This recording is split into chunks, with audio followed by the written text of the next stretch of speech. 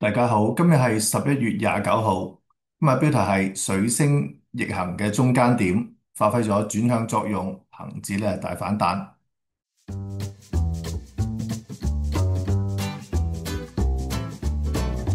上個禮拜咧11月22號咧，咁我就用天文現象同大跌市咧相關呢一個標題咧去講，其中談到水星逆行周期係11月9號至到11月29號之間，而中間點咧就係11月20號嘅。當時提供咗呢一幅圖啦，今次嘅走勢咧，指翻咧對上一次喺3月嘅時候嘅水星行周期。咁當時提到，如果中間點未能夠喺11月20號扭轉導致嘅跌勢咧，就有機會咧進一步跌到去咧成個周期喺11月29號結束為止。咁中間點咧就係11月20號啦，當時咧道指咧係低收嘅，係一支大陰燭創新低嘅。咁一個禮拜之後嘅走勢點啊？原來呢一個11月20號嗰日個最低位45728就已經成為咗近期嘅最低位啦。第二日道指係高開咗之後咧，係以一支陽燭做好，即係冇再跌穿翻呢個底咧。咁跟住咧就持續咁上升啦，連升幾日，最高啊升到上11月26號嘅47571嚇。由於禮拜四係感恩節假期啦，咁所以冇市。由呢個低位起計，幾個交易日咧就已經咧最多升咗1843點，或者超過4%嚇，咁啊顯示得到咧水星人嘅中間點嚇，即係11月20嗰日咧係準時咧為導致咧帶嚟見底作用啊，促使轉向咧由下跌轉為上升，一個 V 型嘅底咁樣上升。另外納指方面咧。中間點呢一日咧係一樣係大陰燭咧，其實咧呢個我叫做最後穿頭破腳嘅形態嚟嘅嚇。咁之前咧我都拍過片講過啊，大家可以睇翻最後穿頭破腳係預告咧個市況咧係接近見底。咁第二日咧納指咧就先創新低，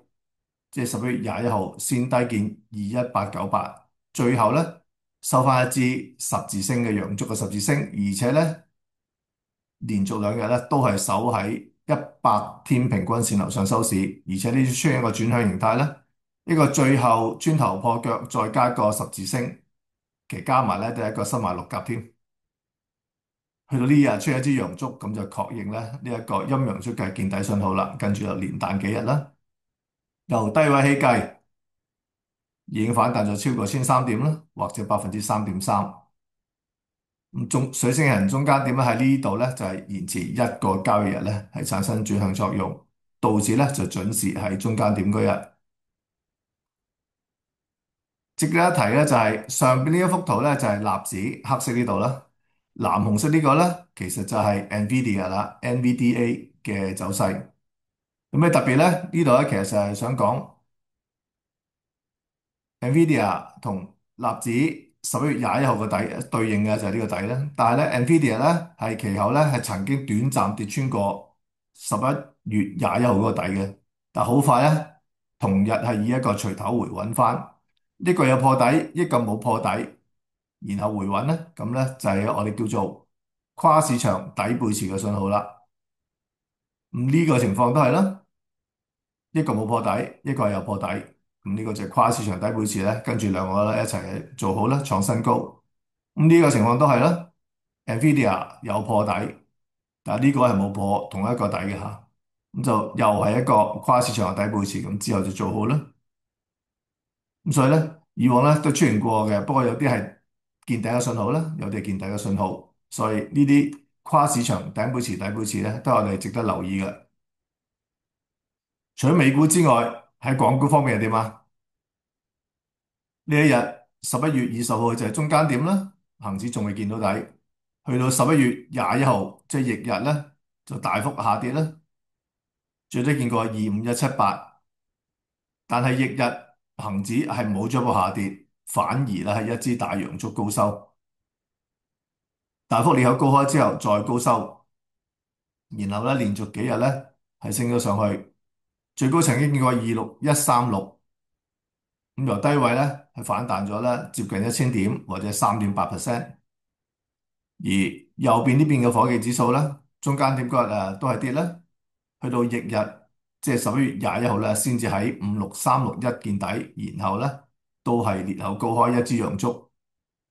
最高升到去禮拜四嘅最高5679，由低位咧都係升咗超過300點，甚至係接近6%添啊！之前跌得勁，彈得咧亦都猛嘅。咁至於技術走勢方面咧，我先睇翻左邊呢一個嘅恒生指數，由高位27188跌到落去呢一日咧，11月21號，即係水星人週期嘅中間點嘅翌日咧。就見到最低25178，翌日咧就以一個裂口高開，睇到咧呢一日嘅開市價係同呢支陰燭嘅開市價係差唔多好接近嘅，咁然後咧就係一支陽燭高收，咁呢個形態係咩咧？我哋就叫利好朝天腿。咁之前亦都拍過片啦，講過利淡嘅朝天腿嘅，咁利淡朝天腿就係呢一個相反版本啦，你可以將個概念咧係倒轉翻就知噶啦。咁利好朝天腿咧就係陰陽燭嘅見底形態，咁而且呢一個陽燭咧亦都係即時翻去100天平均線樓上之後靠穩，咁都係一個技術嘅見底信號。不過最高見過26136之後咧就回軟啦，啱啱好咧遇到20天平均線同埋咧近期呢一陣跌幅嘅0.5倍嘅反彈阻力位26183。如果能夠破得到咧，向上咧就係挑戰咧26400，甚至更高嘅水平。26400就係呢一陣跌幅嘅0.68嘅阻力啦。好，我哋睇翻右邊呢邊嘅恒生科技指數，由高位反覆下跌，跌到去最低11月21號嘅5361，跟住翌日咧同樣咧都係以利好朝天腿嘅形態回升啦。咁低位咧就啱啱好獲得到250天平均線所支持呢一條。不過咧，近日咧仍然都喺條10天線平均線嗰度好淡爭持。不過更重要嘅阻力區咧，會集中喺5740至到5810之間，就即是20天平均線啦、100天平均線啦，同埋呢一條由頂部延伸落嚟嘅下降軌，都係集中喺呢個阻力區。如果能夠確切升穿得到咧，咁好明顯呢係一個重要嘅底部啦。事實上咧，MACD 咧，即將咧向上突破嚇，除非下個禮拜翻嚟係大幅下跌啦，咁可能咧就我哋出現咗我哋叫做吻別嘅信號啦。否則嘅話咧，只要係窄幅橫行或者係企穩咧，咁呢個 MACD 咧就有機會啦發出個買入信號，咁咧就有利咧喺呢度見底，咁即係經過調整之後會再向上發展嘅。咁當然要突破呢個阻力區咧，先至係進一步轉強啦。咁今日咧唔會講得太多啦，就係講咁多先啦。咁啊，最後講一句，願逝者安息，拜拜。